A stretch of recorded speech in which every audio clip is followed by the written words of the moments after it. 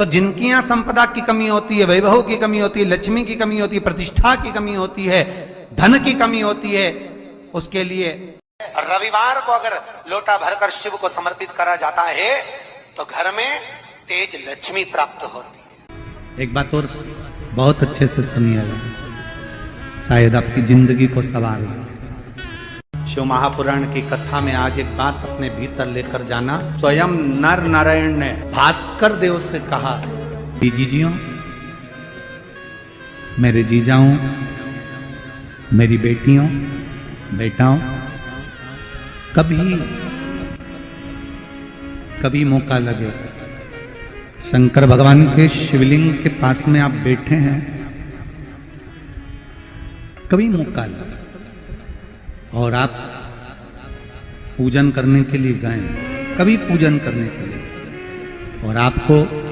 शंकर भगवान के शिवलिंग के पास में या शंकर भगवान के शिवलिंग के ऊपर कनेर का अगर पीला फूल देखा है ना आप लोगों ने, अरे बोलो तो जम के, देखा है? कनेर का यदि पीला फूल शिवलिंग के आसपास में या शंकर भगवान के ऊपर कहीं रखा हुआ भी दिख जाए, विषम परिस्थिति हो, बहुत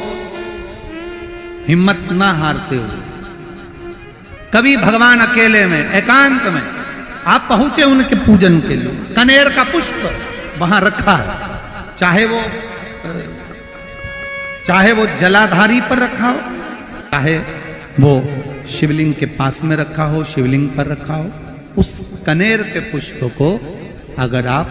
5 जगह का स्पर्श कराकर अपने हृदय की बात कहकर वापिस महादेव को समर्पित कर देते हो,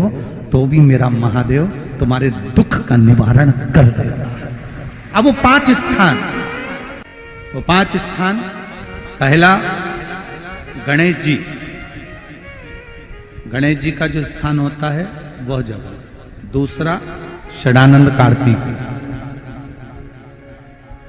तीसरा अशोक सुंदरी वाला स्थान, चौथा जलाधारी जो ऊपर से बूंद बूंद जल नीचे गिरा रही है, जया, विषहरा, श्यामली बारी, दौतली, देव, शंकर जी की 5 बेटियों का, और 5वें नंबर का है शंकर भगवान के, जो कैसे वर्णन किया जाए, त्रिशूल के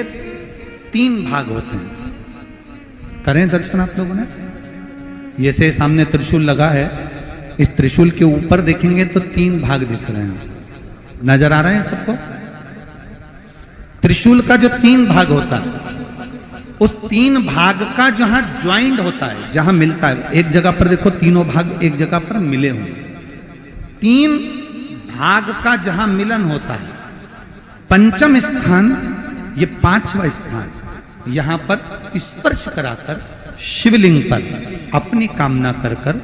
श्री शिवाय नमस्तुभ्यम कहकर बाबा से अपने मन की बात कहकर जो समर्पित कर देता है,